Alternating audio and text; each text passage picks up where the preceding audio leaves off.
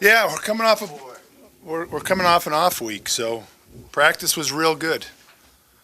Playing a terrific opponent, obviously a good team,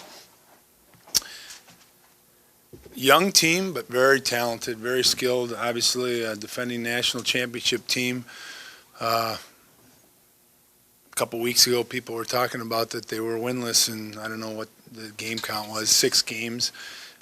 Yet watching them play at St. Cloud, who's got a very good team last week, at St. Cloud, obviously they found their way. And so we have a lot of respect for their team. I don't think there's a guy on our team who's actually been out there. I think this will be a first trip for everybody. And even when we went out there my first weekend that we played. We didn't play North Dakota. We played in the Icebreaker tournament. So we know it'll be a hostile environment, and I think that will be a real good test to see how much our team has grown up over the first 5-6 weeks of the season.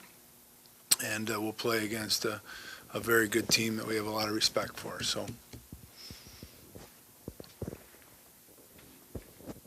Tom, you just mentioned how difficult of a test this is going to be for your team, but what kind of experience do you think it'll be for you guys, regardless of the wins or losses, just to go out to Grand Forks and play against one of the Cadillac programs of the entire nation in hockey? Well, we talked about it yesterday, actually, in our team meeting, how important it is to continue our growth. And I think going into an environment like that is going to be, for this team, really the first experience we've had that. And so it'll be a tough place to play. It'll be, crowd certainly will be a factor in their game. And with the kind of skill set that they have, and clearly the confidence that they're playing with off of last weekend, it will be a learning experience for us for sure. And I think that our team has grown a lot since the first weekend of the season. This will be a new test that we haven't seen, and I think we're all anxious to see how we stand up to that. And we've had a couple good weeks of practice building into, or a week and a half of good practice. I anticipate, unless we get hurt in practice here the next couple of days, that we'll be healthy. I think we're getting the kind of the cold and flu bug out of our system. So no excuses. Go out there and play and see where we are. Coach, obviously your team has played in a couple of really tough road environments, but really there's nothing like the Ralph Engelstead Arena. How do you get your team mentally prepared to walk into such an intimidating environment and perform to the best of their ability? Well, that's a great challenge for our team to go in. We played in a couple places that, start the season. Obviously, that was a big weekend up at Lake Superior celebrating their 50 years. At Ferris State a couple weeks ago, smaller building that was sold out, and it's always a tough environment for a Michigan State team to go in. And, I like the way we responded there. This will be a whole different level. And it'll be a first goal for our team. So, we'll go in there. We're going to practice here on Thursday. We'll skate there on Friday morning. Their sheet is 285, just like ours. So I think anytime you go into any kind of environment, it's all about your attitude and your mental approach. And that's part of our maturation process and growing up. And I think our guys will step up to that challenge and embrace it. Coach, all throughout the season, there's been kind of, a few moral victories, especially against Denver, playing them tough, Michigan Tech, so on and so forth. How much would a win kind of be for this team, maybe a win or two on the road at North Dakota, kind of for morale? I think winning, period, solves a lot of issues for you, especially from a confidence perspective. So this is going to be a tough place to play against a very good team, and anytime you win games, regardless of the opponent, but especially in these circumstances, those are confidence boosts. So, we're going to go out there and try to put together a plan and execute a plan that gives us the best chance to win against a good team, and hopefully we can do that and continue to grow. And I wanted to ask you about Haig. I know there's a bit of a lineup switch last time out against Ferris State. How has he kind of stepped up in his new role on the power play, and how do you think as a senior, he's kind of shown some leadership traits as well. I think William is off to his best start since being a Spartan. I think he's really kind of finding a groove, and I think he's building confidence, which I think he's struggled with the first, not so much his first year. I think his first year he was adapting to North American hockey a little bit, but I thought the last 2 years he's struggled with confidence. This year I really think he had a very productive off season, which is where it starts for so many guys. And early in the season, you could see his game growing, and not always just from a point productivity perspective, but his confidence in playing the game and doing little things, handling the puck, making little plays, being strong, having a physical presence. He's taken pride in being in front of the net on the power play. He's scored a little bit so far, but he's also created goals because of his presence there that won't show up on his score sheet. So I think he comes to the rink every day with a real positive attitude, a smile on his face, and I think that influences those around him as well. And I think he's kind of finding his groove. I think his line is starting to kind of come together a little bit too, which is going to be a benefit, obviously, to his game, but to our team game. So he's off to a good start, and we're excited about how high he can continue to raise his level.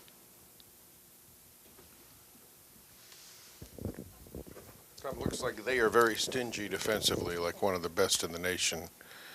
I think they have 3 shutouts, and they're coming off 2 in a row. And I'd say you're probably offensively challenged, so kind of a bad combination. Do you do anything to try to create offense or do anything differently?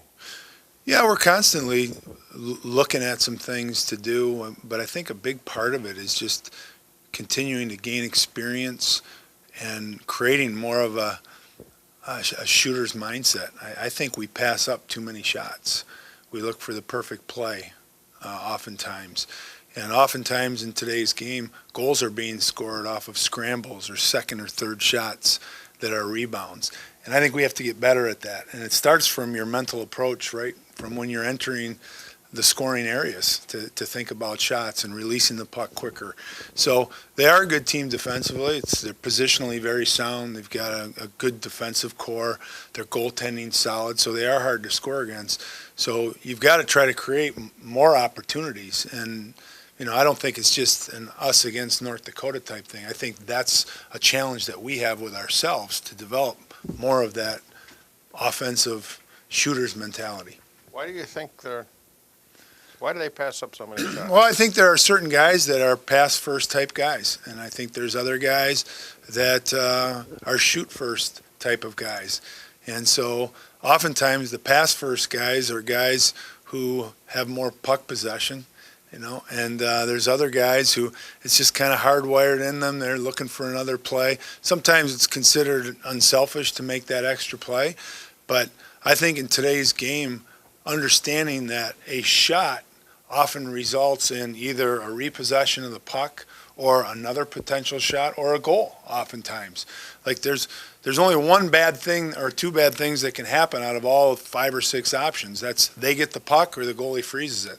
That's it. In other cases, you get it back, it might go in, or you get another attempt. So I just think we can be way better at that. And I think as our skill set is continuing to evolve and get better, we will get better at it. I think already this season we've seen ourselves improve, but I still think there's lots of opportunity to get better. How long ago did you schedule this game? I don't know how you. Oh boy, probably 4 years ago, Oh. 4 or 5 years ago, quite a while ago. But you don't mind playing the big boys. You like No, look at our track record. Yeah, no. I think that's where we want to be. That's what we want to get back to. And so you've got to have a vision of what that looks like, and you got to understand what that takes to not just get there, but then to stay there. So getting there is one thing, but staying there is a whole other thing. Now we've got to get there, and I think there's no better way to measure that than playing against good teams, and they're a good team. Tom, just wondering what these holiday road trips are like for you and the team. Do you do anything special? Do they typically enjoy hanging out with the team during Thanksgiving or during a holiday, or would they rather be elsewhere? that makes sense. You know, I don't give them the option to tell me if they'd rather be elsewhere because that's not an option for them.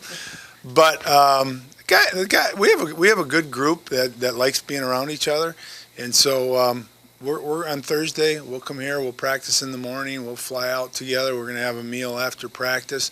We have a nice Thanksgiving dinner scheduled for somewhere in Grand Forks, so we'll have fun with that. What time the Lions play? Probably noon? Yeah, so we won't get to watch too much of the Lions, even though that to me should be a priority for everybody on Thanksgiving. But we'll talk about that. In Appleton, the Packers, they playing this year? No, there's three. Packers don't play this year. So the Cowboys will play, right? Yeah, and we can cheer for Kirk Cousins. So we'll catch a little football, but we'll have to be getting ready for hockey. You say you're flying on Thursday.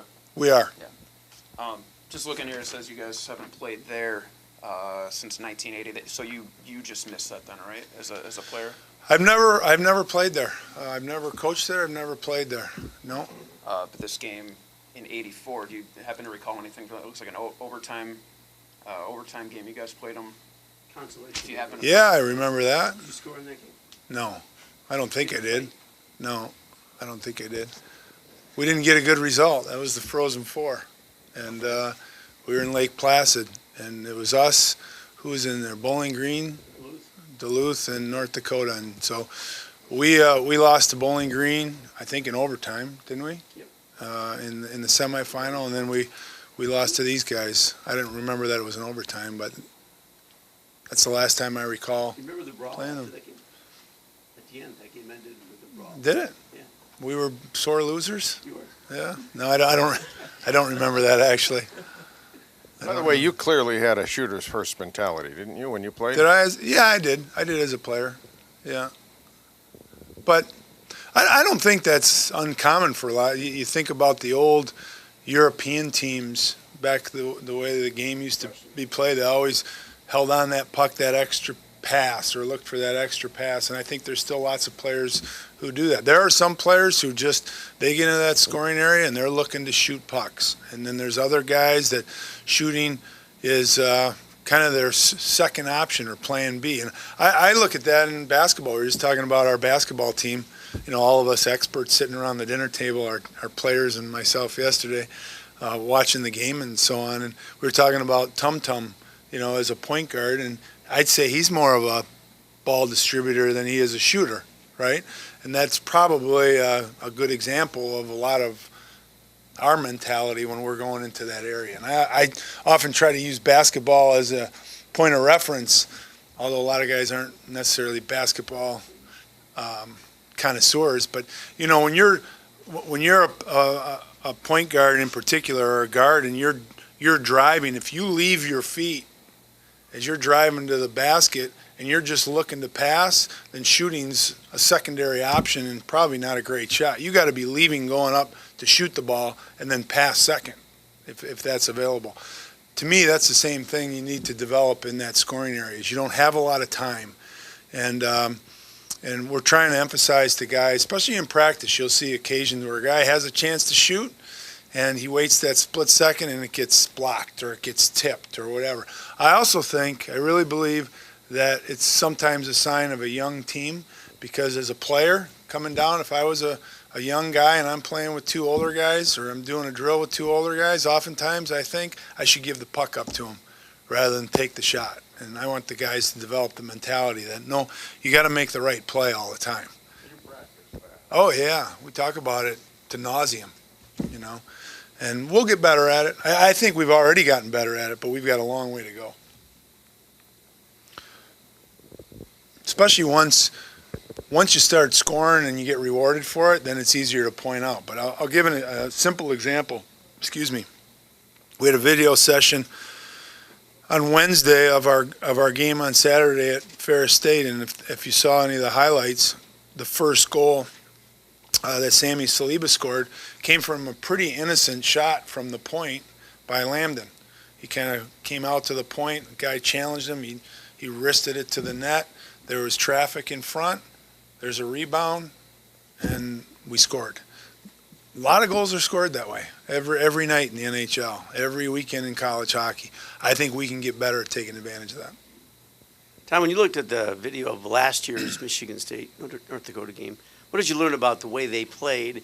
And also, when you watched North Dakota this year, in their games where they didn't win, is there anything in there that you could use as far as like what their maybe a little weakness would be that you could exploit? Well, watching them a few weeks ago, that they were playing against good teams, you know, and I thought they played well. In some instances, their special teams didn't necessarily come through for them. I'm sure the way they would have liked to. Their power play probably is more dangerous this week, way more dangerous this week than it was a few weeks ago, and I think maybe it could have been just some strategic things they did, and in some cases it might have been maybe personnel moves that they made, and those types of things are happening every week. I didn't see tons of weakness in their game. I think each week they're gaining experience because they got a young team. I mean, look at their lineup up front. I think they have one senior in the lineup last weekend against St. Cloud, if I remember correctly. Two of their best players are sophomores, Besser and yeah. So so last year I think they had at this point of the season more experience that was playing than they probably have today. But while they lack experience, they're very high end in skill. And if I had the silver bullet, I wouldn't tell you anyway. But I don't. I think in one of my riveting questions last year, we determined that cranberry sauce was your favorite Thanksgiving food, right? Cranberry sauce is by far my favorite. So what are you going to do there? My wife's cranberry sauce, Right. by the way. Are you going to get your cranberry sauce if you're traveling? What are you going to do? You know, we're all over the place. The Anastos family is going in different directions. My wife and one of my daughters is going to visit another daughter in Charlotte, and they're leaving tomorrow. My son is going to visit his sister in Boston. He's leaving tomorrow, and I'm going to North Dakota, stranding my other daughter in town here. But the cranberry sauce was made, so we're good to go. We're good to go. Oh yeah, that's a Thanksgiving tradition you just can't break. So that's a Sunday thing, huh? Well, I had some yesterday. It was a Monday thing, and it'll be a Sunday thing. Yeah, as long as she rations it portion, appropriately. I don't want to spread the wealth too much. I like to keep that under wraps at home. In all your Thanksgivings, though, have you ever had anything but turkey Thanksgiving? Is this a setup?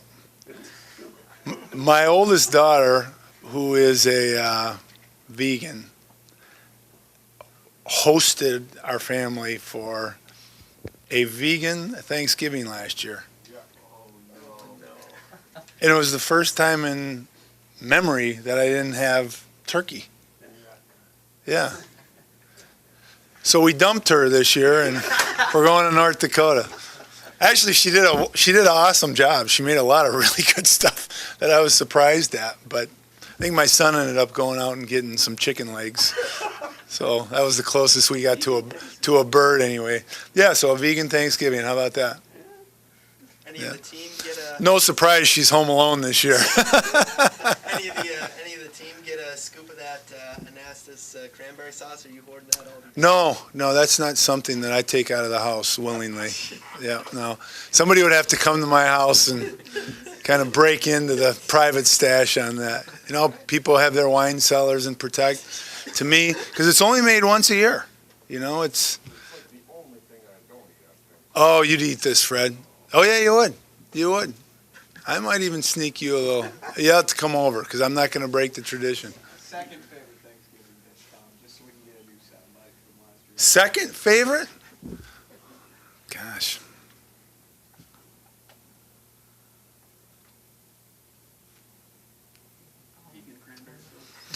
Actually, turkey really moved up on the list after last year.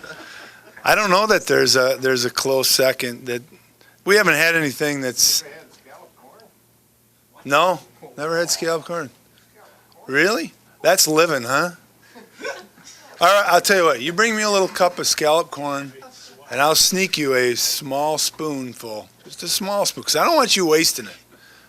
You can't be wasting this cranberry sauce.